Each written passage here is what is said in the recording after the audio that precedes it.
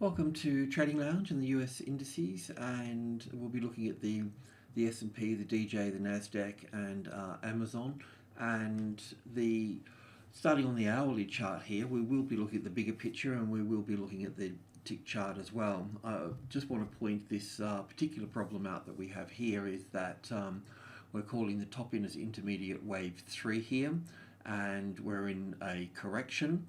And within the correction here, we're looking at the first leg to the downside here, and it's possible to count this as 1 and 2 here, and then 1, 2, 3, 4 and 5 here for the third wave, and then looking for the fourth wave back up, and then the fifth wave down. And the fifth wave down here, if I can just copy this here for a second, this would just make the A wave of the wave 4 correction. So I can just copy that there as well and put this wave 4 over here, and we would also be looking for the A wave, the B wave back up, and the C wave down for wave 4. We'll look at that in more detail.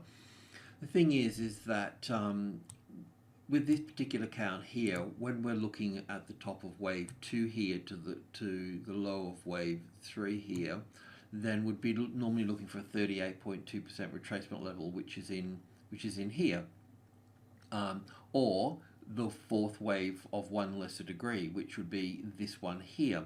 So really, that's between this one and this one is our scope for this. Now, we have seen normally the wave 4 would pull back 38.2%, or roughly 30-40%, but we have seen it in cases bounce higher as well, up into the 50 here. Okay, so it's possible from this point here, from the 2700 here, the market can fail and move down from here. Okay, so that's one scenario that we've got.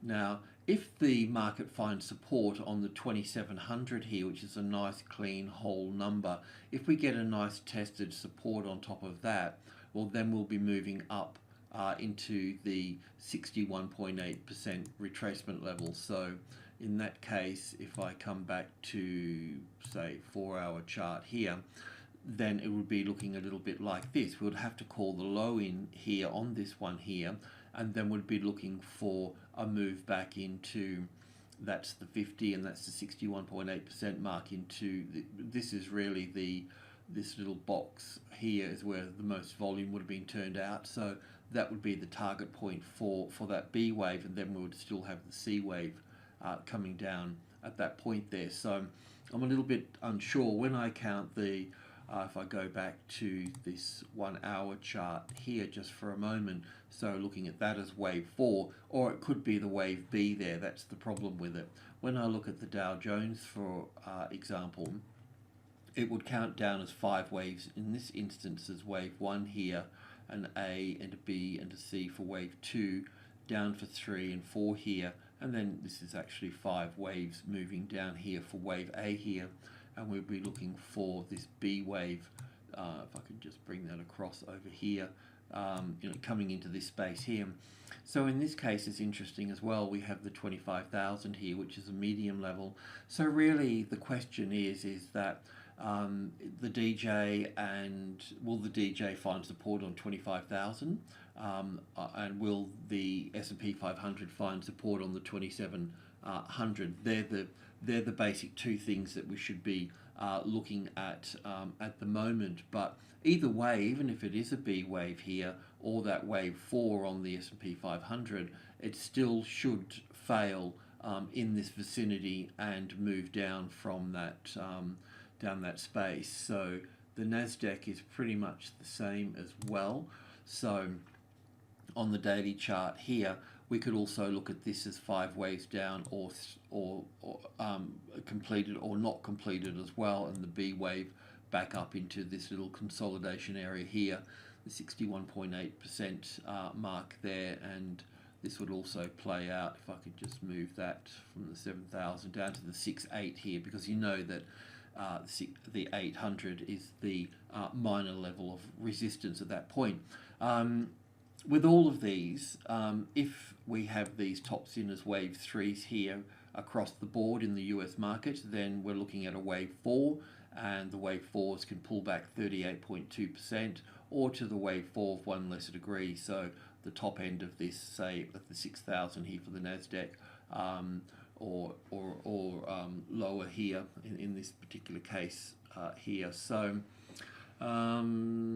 yeah, so that's kind of where we are with these. If I've done any work on this one here on the hourly chart, yeah, I have. So, you know, it does count quite nicely down as a 5-wave structure to the downside. So really, we're just looking for weakness in these markets. But let's go back to the S&P here for a moment.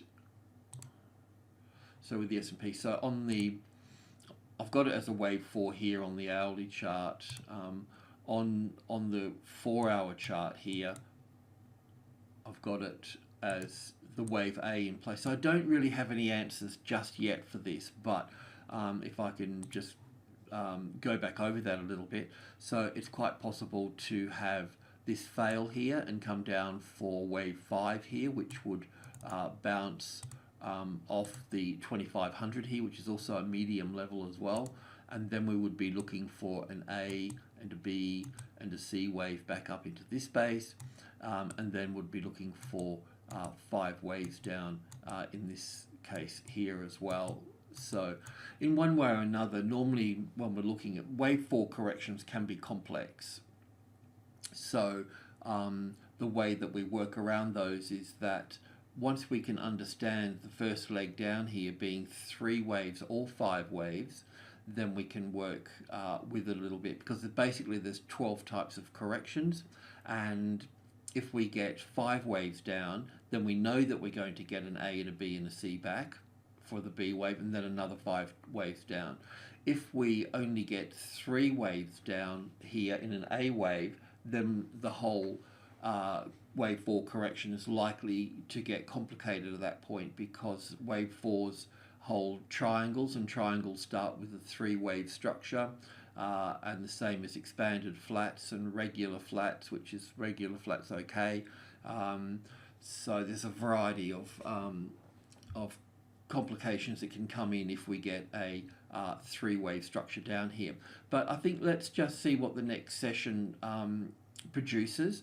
The market will slow down now. It's had its you know, its point of speed here, so it will slow down, and we'll be able to pick that thread up at the moment. So just going into the tick chart here for a moment. Let's put this on. So working this up from the bottom here as a possible A wave low in here.